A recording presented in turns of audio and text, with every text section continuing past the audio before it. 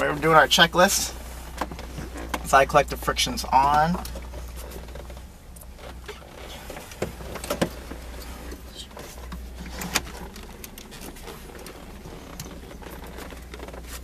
Altimeter, we're about 40 feet off the boat. Alright, don't fool me. Can't concentrate. You're just like April. Yeah. Don't look at me.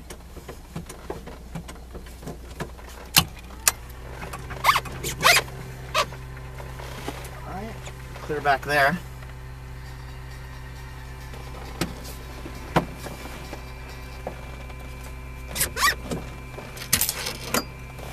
Alright, we're clear.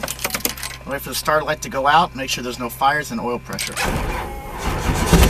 Starlight out, 55%. Oil pressure's coming up. Let it stabilize. Throw the alternator on, charging. Clutch on, 5 seconds, the blade should start spinning.